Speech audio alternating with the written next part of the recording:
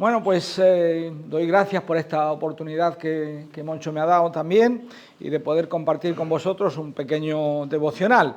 Y para eso, pues quiero llevaros a Filipenses, una breve lectura, Filipenses capítulo 3. Eso es lo que el Señor puso en mi corazón ya hace una semana o más, cuando Moncho me pidió que tuviese el devocional esta mañana. Filipenses capítulo 3, los versículos 7 a 16, que dicen así, Filipenses 3, 7 a 16. Dice Pablo, pero cuántas cosas eran para mí ganancia, las he estimado como pérdida por amor de Cristo. Y ciertamente aún estimo todas las cosas como pérdida por la excelencia del conocimiento de Cristo Jesús, mi Señor, por amor del cual lo he perdido todo y lo tengo por basura para ganar a Cristo y ser hallado en Él, no teniendo mi propia justicia, que es por la ley, sino la que es por la fe de Cristo, la justicia que es de Dios por la fe, a fin de conocerle y el poder de su resurrección y la participación de sus padecimientos, llegando a ser semejante a Él en su muerte, si en alguna manera llegase a la resurrección de entre los muertos. No que lo haya alcanzado ya, ni que ya sea perfecto, sino que prosigo por ver si logro asir aquello para lo cual también fui asido por Cristo Jesús.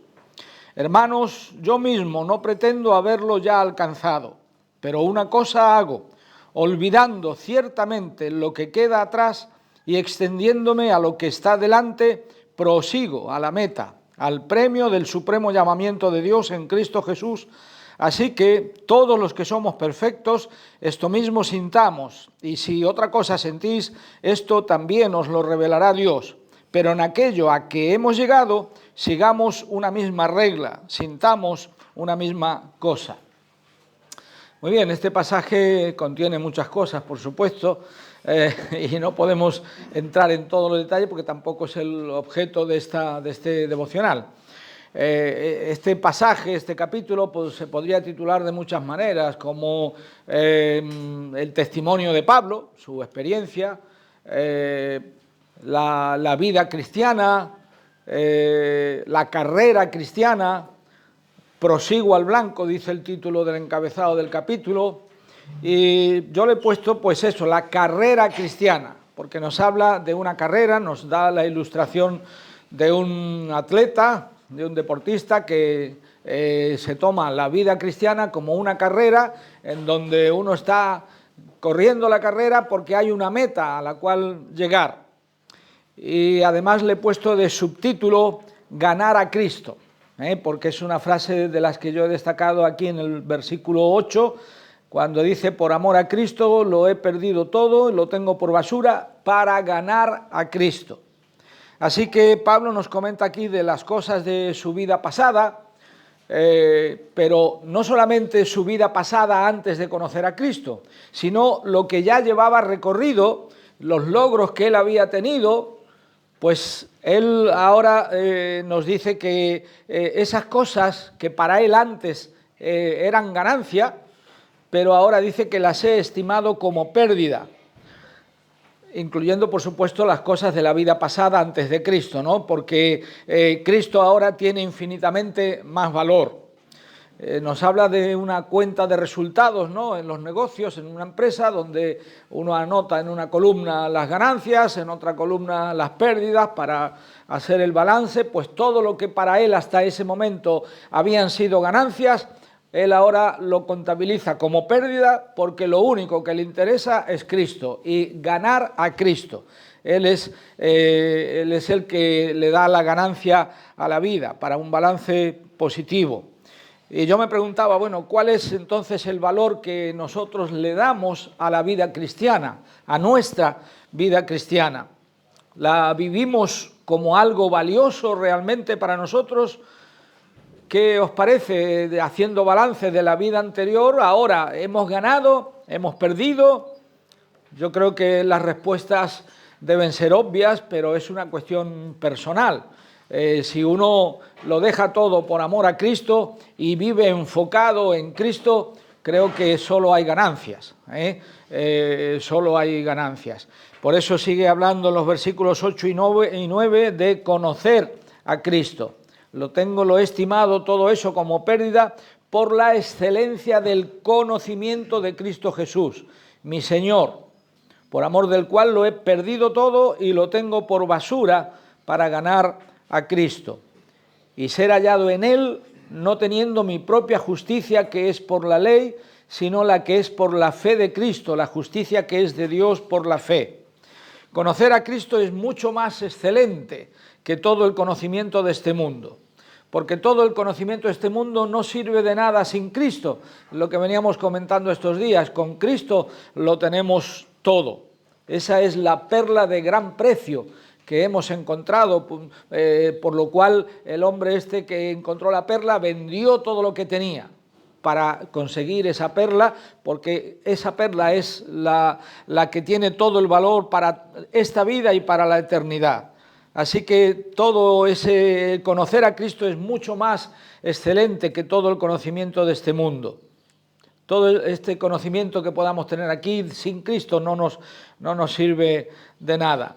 Tenía un ejemplo aquí de un testimonio de alguien, pero lo voy a obviar por amor al tiempo. Pero quedaos con la frase esta de ganar a Cristo. Cuando hablamos de Cristo o cuando hablamos de Cristo con otras personas, no pensemos en Cristo como una alternativa.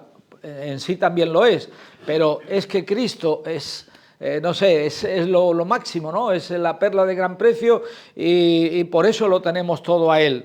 Pero fijaos, dice Pablo ganar a Cristo, no dice simplemente tener a Cristo, porque todo creyente ya tiene a Cristo en el momento que lo recibe como Salvador. Pero se trata de ganar a Cristo, se trata de apropiarse a Cristo o de Cristo. Significa hacerse del todo con Él. Cuando uno está acostumbrado a manejar su propio coche, pero por circunstancias tiene que cambiar o manejar otro coche prestado, pues suele decir, bueno, pues pruébalo con cuidado hasta que te hagas con él, ¿no? Hasta que conozcas el coche y lo puedas controlar y lo puedes dominar, ¿no? Entonces, bueno, ganar y tener a Cristo, apropiarse de Él, hacerse del todo con Él y ser hallado en Él, dice Pablo. Ser hallado en Él. De manera que, por ejemplo, imaginaos, llegamos al sitio donde Pablo vive y preguntamos allí a la gente, oye, ¿dónde está Pablo? Pablo está en Cristo. Pablo está en Cristo, no está aquí ni allí, está en Cristo. Eso era lo que le importaba a Pablo. Por eso había dicho en el capítulo 1 que para mí el vivir es Cristo y el morir es ganancia. De manera que ganar a Cristo no solo es cosa del pasado, sino que es algo continuo, es algo progresivo en la vida cristiana. Y la pregunta que yo me hacía también, ¿se podría decir lo mismo de nosotros? El versículo 10 dice, a fin de conocerle, a fin de conocerle. Todo esto llevó a Pablo a querer conocerle más a él. Y por eso para Pablo se trataba de una identificación plena con Cristo, completa, que incluso le llevaba a querer tener el privilegio de sufrir como él sufrió y murió, con la excepción, por supuesto, del carácter redentor de la muerte de Cristo, el carácter único. La muerte de Cristo es la única que tiene carácter redentor, de morir para redimir, morir en lugar de otro. Pero Pablo está trayendo a su memoria su vida pasada con lo que él fue perseguidor de los cristianos. ¿Por qué me persigues dando coces contra el aguijón?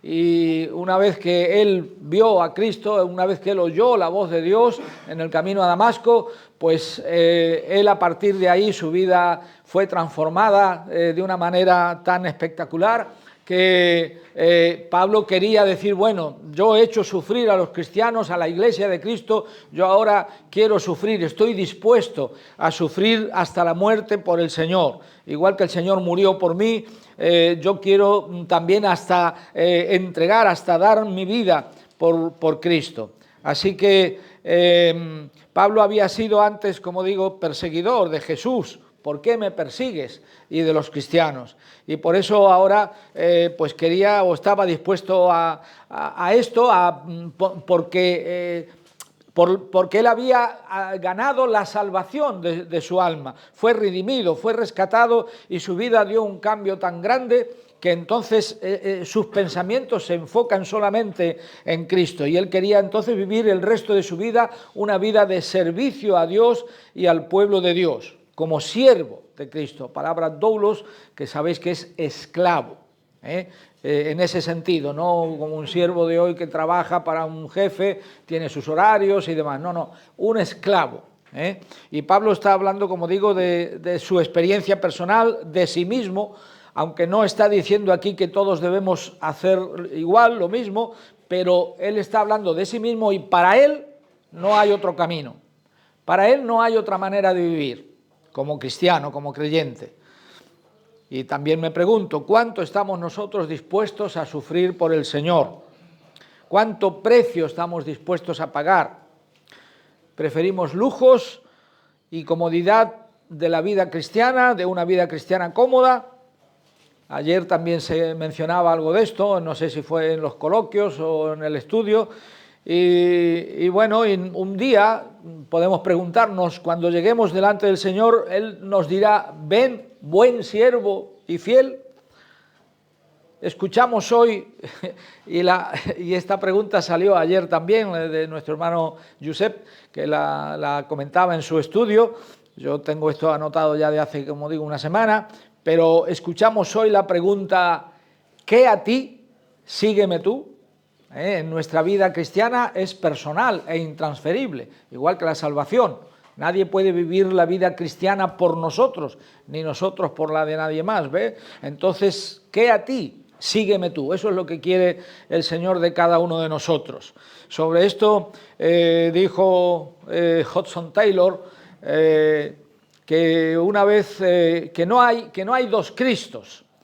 No hay un Cristo cómodo para cristianos cómodos y un Cristo padeciente y afanoso para cristianos excepcionales, súper espirituales, etc. No, hay un solo Cristo y a ese es al que tenemos que seguir con todo lo que ese Cristo nos manda, nos exige como sus siervos. Y Pablo dice también, versículo 12 y 14, prosigo al blanco. Dice el versículo 12, a mediados del versículo, sino que prosigo por ver si logro asir aquello para lo cual también fue asido por Cristo Jesús.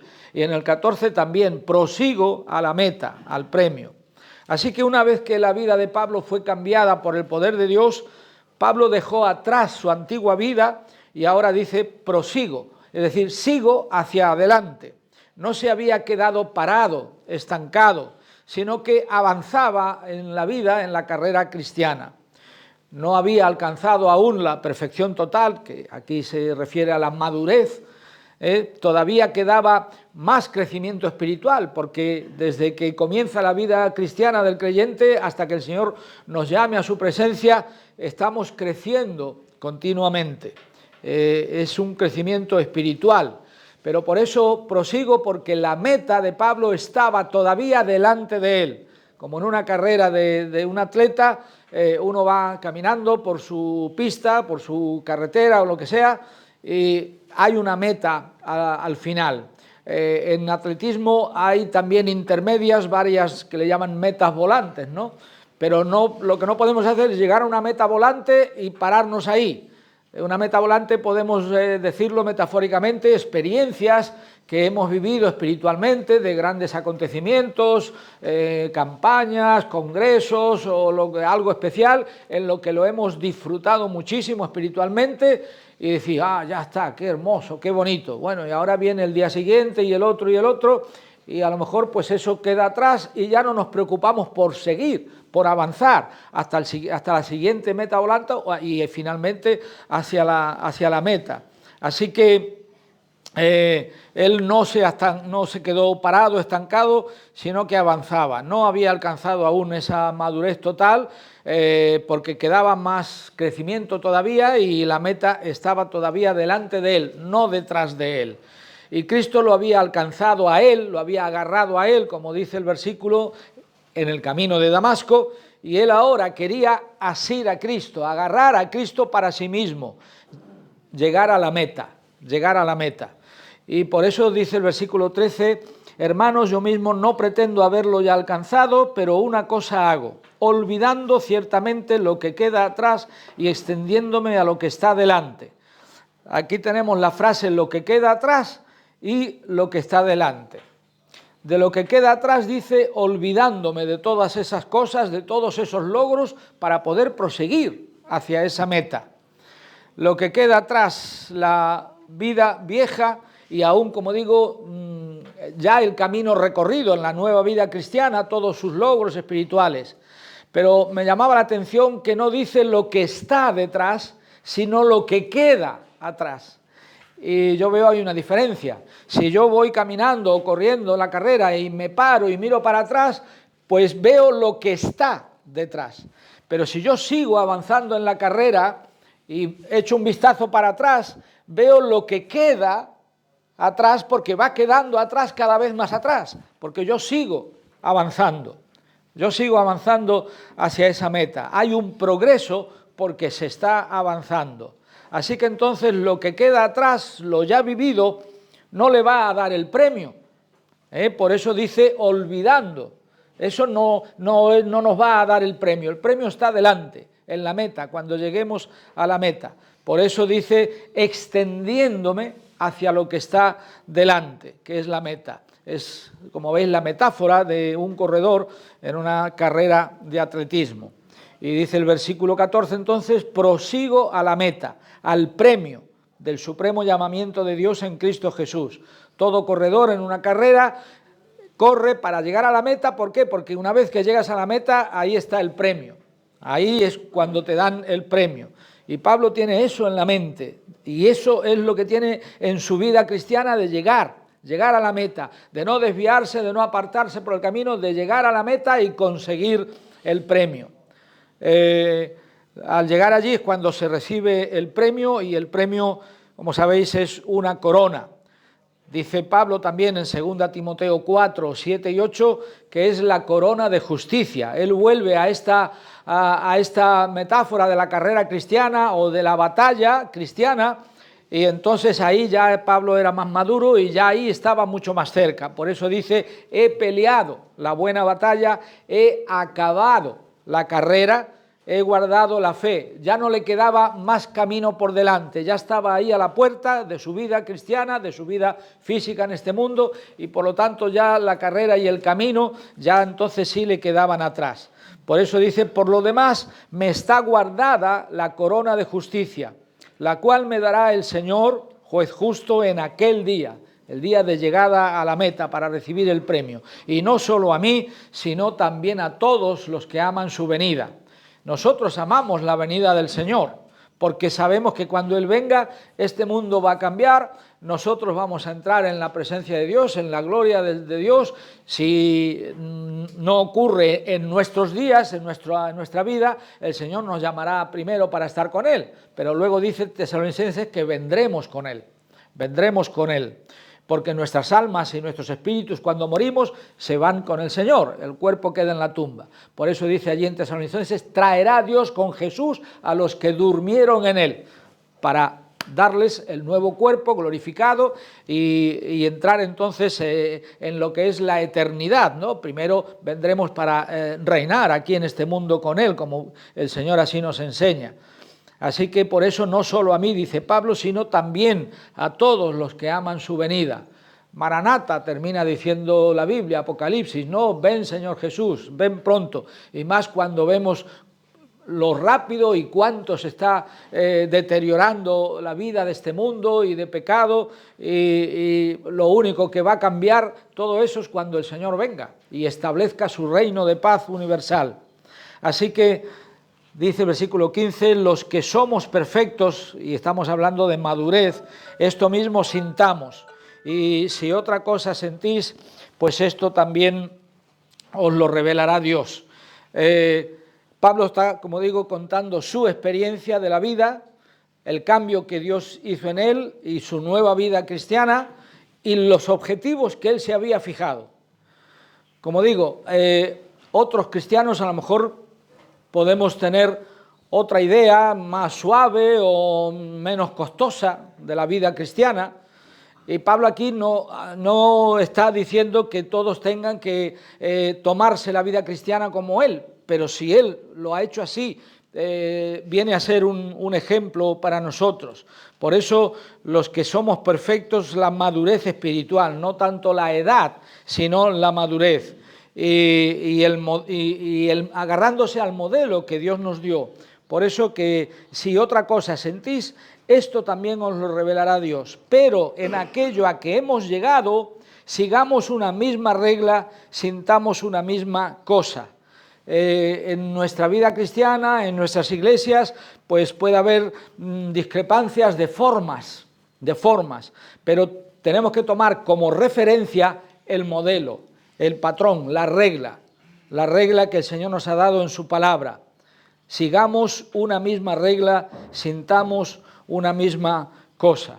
Muy bien, pues esto era lo que yo quería dejar con vosotros en esta mañana, que nos ayude a tener los conceptos claros de lo que debe ser nuestra vida cristiana, que veamos el ejemplo de Pablo, que lo hagamos propio nosotros si así lo estimamos conveniente, y creo que tenemos que hacerlo así, y es un fuerte ejemplo para nosotros. Así que pues ya está, proseguir con nuestra carrera cristiana y ganar a Cristo. Cada día ganar a Cristo. Tener nuestro encuentro personal con Él, nuestra meditación con Él, ganarle para que Él sea el centro de nuestra vida cada día, para, como dice Pablo a los Efesios, estar en Cristo, Cristo en nosotros y nosotros en Cristo. Y de esa manera, pues vamos olvidando lo que queda atrás, no nos anclemos al pasado, sino que extendámonos hacia adelante, hacia la meta, porque allí está el premio que el Señor nos dará un día. ¿Vale? Pues que el Señor os bendiga y que así sea. Amén.